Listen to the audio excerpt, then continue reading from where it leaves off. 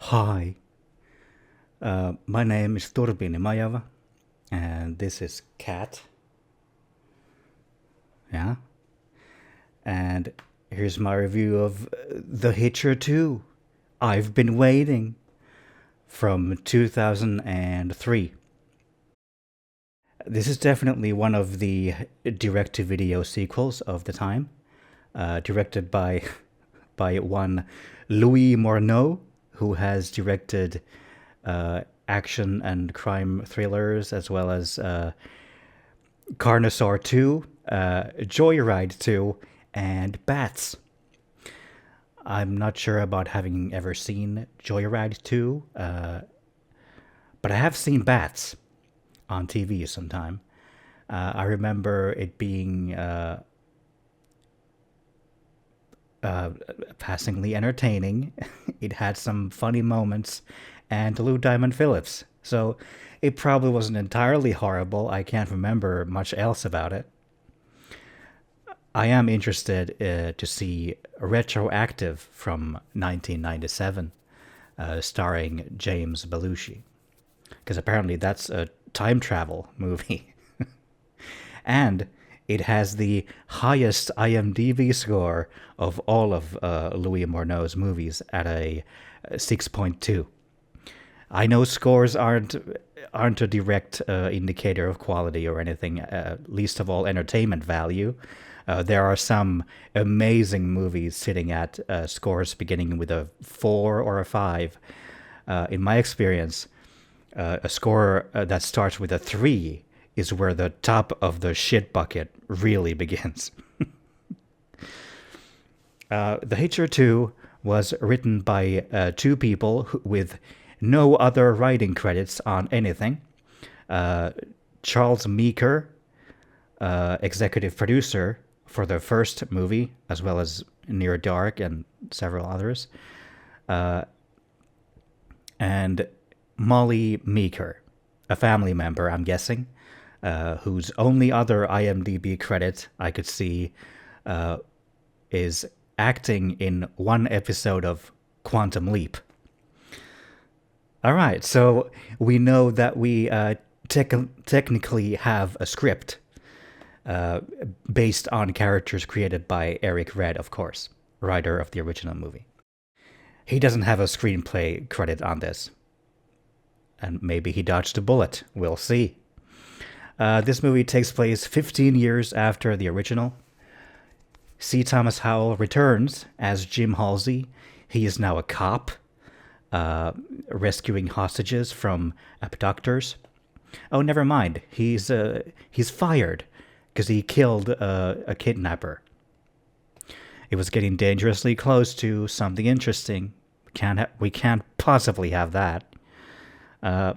He also flies a crop duster with his girlfriend, who owns a crop dusting company or something. Jim struggles with anxiety, paranoia, and flashbacks to his encounter with the Hitcher, which is completely understandable. I wouldn't be fine. He calls the police captain from the first movie, not played by Jeffrey DeMunn this time, for emotional support, as the police captain has become something of a mentor to Jim, and apparently he was the one to help him become a cop in the first place. See, there's an interesting development. But where's Jim's brother, though? Didn't even bother calling him? I mean, I know he didn't pick up in the first movie. But Jim could at least try again 15 years later, right? Anyway, the captain suggests that Jim return to the area where the first movie happened, somewhere in Texas, to face his fears and finally get over this trauma, maybe. Jim agrees to this and takes his girlfriend along for the ride for a fun vacation together. Do they encounter the Hitcher immediately when they get there? Well, no, but actually, yes. At first, it seems that Jim's just being paranoid about helping people stranded on the road because of his trauma and everything. And his girlfriend tells him to help out this guy who just fell off his fucking motorbike, man. Look, he's miserable. Give it. Open the door for him. Turns out Jim was right to be paranoid because he immediately gets a bad vibe from the guy, and soon enough, the guy starts threatening them and tells Jim, "I've been waiting for you," implying that this is somehow the Hitcher's soul in a different body, but also maybe not. Now, I don't mind that as an idea, even if it is his soul inhabiting some other body. But we immediately run into a bit of a problem here. You see, the Hitcher is played by Jake Busey. Jake Busey. Do you want me to take this character seriously or not, movie? Because if you do, maybe don't cast Jake Busey in this role. I mean, I'm fine with the occasional Jake Busey in a movie or two, sometimes, but why the fuck is he here? I can only see this character as Jake Busey acting crazy, and that's not menacing. That's not captivating. That's not even remotely interesting. The only mystery with the character now is why the fuck is he played by Jake Busey? He's not convincing. I don't believe him for a fucking second. Really, I'm supposed to believe this is the guy who is now tormenting Jim again, and for the first time, possibly, somehow. I mean, he can be funny in a couple scenes. He has decent line delivery, especially in the interrogation scene where he's like, "That lady was crazy, Sheriff. She just kept yelling at me, and then she cut off my finger." I know that sounds more like Gary Busey. But hey, maybe that's who I secretly wanted in this role. Instead of his son. You know, at least then he'd be played by someone who doesn't need to pretend to be insane. Fucking cast anyone. I know Mr. Hauer. He was probably busy filming Smallville episodes or fucking Dracula 2 or something. Michael Ironside. They considered him for the original movie. He would at least be intense. Lance Henriksen, he would have done it gladly.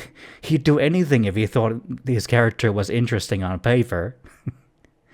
And really, it's too bad that Nicolas Cage was still in a stage in his career where he didn't need to do movies like this. He would have at least been entertaining. "Is that your girlfriend over there, Jim? She's looking real nice."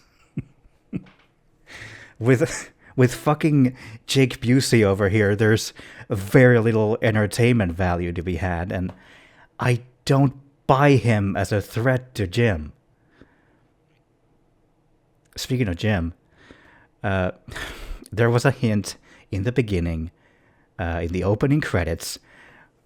I've seen enough of these kinds of movies where it lists the main cast, and then it says, "and C. Thomas Howell." That's when you know he's not gonna be in this movie for long. And sure enough, they kill him off after 40 minutes. In a really stupid way, too. He dies a dumb hero's death. Really, it seems like his character's purpose in this movie is to build up a backstory that goes nowhere ultimately, to quickly recap to his girlfriend and the audience the plot of the first movie with clips edited in, and then to leave the movie. Now, what do I, as the viewer, have left to care about in this movie? Oh, his girlfriend, played by Carrie Woorer. Woorer. She's not bad in this. There's not much to her character, though. I don't really have a reason to care about her. And throughout the movie, she's not really giving me a reason. I don't believe she's in any real danger. Well, that's probably because it's Jake Busey chasing after her, but her character just kind of stumbles through various seemingly unconnected scenes trying to take C. Thomas Howell's place as best as she can. I mean, Carrie does try, and she does what she can with what she's given, but I really don't buy her mortal peril. She even has a line when she's being interrogated by the sheriff, and she's trying to convince him that it was Jake Busey that killed Jim, where she's like, "You don't believe any of this, do you?" And I'm like, "No." I kind of don't. And that's really the central problem with this movie now, isn't it? And this is the point in the movie where they really start rehashing the plot of the first one, where the Hitcher frames the main character for, sorry, a replaced main character for all the murders. The sheriff doesn't believe that the main character is a killer. Then the main character goes after the Hitcher finally to kill him. I've already seen this movie, and you're not doing it any better. I am not excited. However, I do like how they tied in her crop duster piloting skills to the final scenes. That's one thing in the script that does actually pay off in the movie. I mean, it's still really fucking stupid when it happens, and I don't believe any of it. But at least it's something different and amusing. And then they do a switcheroo where, oh, now it's the Hitcher being tied up to a truck about to be pulled apart with it. In this scene, she says to the Hitcher that Jim told her about that poor girl and the way that she died. When we didn't actually get to hear that. I checked the recap scene, and what Jim said was, he killed this girl that I knew, without disclosing any method of killing. Now, I don't think the method of killing itself was important in the context of that scene. It was just a quick recap, after all. But they could have included it quickly as a throwaway line, and it would have worked as a script callback in this other scene then. Then she wouldn't have had to say anything, in this other scene. It would work as a wordless implication as well as a reference to a better movie. Anyway, they end up not doing the truck thing at all, and instead opt for a horrible-looking CG effect on top of the truck exploding. They show it 3 times from 3 different angles, and the effect is worse every time they show it. It looks pretty stupid. Okay, other than that effect, does the movie at least look halfway decent? Well, the camera work is only occasionally shaky and hasty, with too many angles and close-ups in scenes that don't have much motivation for them. The editing is only a lot of the time too quick, sometimes even outside of action scenes. There are some shots that do look decent. There are even some nice, really smooth camera movements, using dollies or cranes. This looks like it was at least partially shot on film. You can tell in all the crane shots there's a very filmic quality to those. However, there's this really fucking annoying bloom effect where the entire fucking sky blows out with a white glow like a nuclear fucking explosion. And this happens every third shot. I'm not exaggerating. It's that fucking frequent. Every third shot. If I was the director and I saw those on the dailies, I would reshoot the scene. Those shots are not usable. And if they were just made to look like that in post-production, that's even worse. Who thought that this was appealing to look at? Oh, it's a nice personal visual style. The overall look of the movie is unnatural. Every scene has a yellow-brown tint to it. All the lighting in the movie is fucking yellow, despite the bright white sky. If you go to fucking Texas, right, and you take a look at the fucking scenery there, I highly doubt it's fucking white and yellow. Also, almost every interior scene is unlit from the inside. You only get the blown out white on the windows and, you guessed it, yellow light cast on the people inside. In short, most of this movie is ugly as a yellow-brown shit. It doesn't really build any mood or atmosphere. It doesn't evoke any feelings apart from, my eyes are kind of starting to hurt. The music doesn't help either. The score is very basic and generic, a little distracting and annoying at times. There are points where it sounds like the guardhouse basement theme from the first Resident Evil game. Specific reference, I know. Not the director's cut, DualShock edition or whatever, the original dun dun dun dun, that one. It's in this movie in a scene that's supposed to be tense, when, as a matter of fact, it isn't. Only 20-year-old memes on this channel.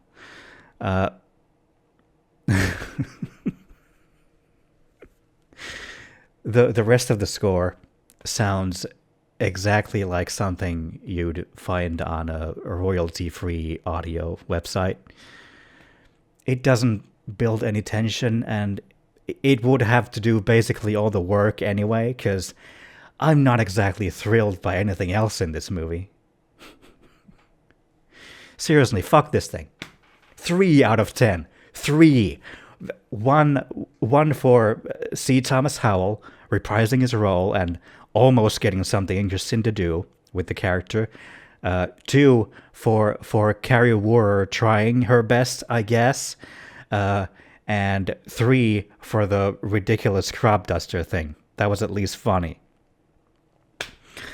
I am never watching this shit again, unless it's to laugh at it with friends who have the common sense and self-worth to never watch something like this with me. But can the remake be any worse than this? He wondered, tempting fate. I guess we'll fucking find out in the next video. Kill me now.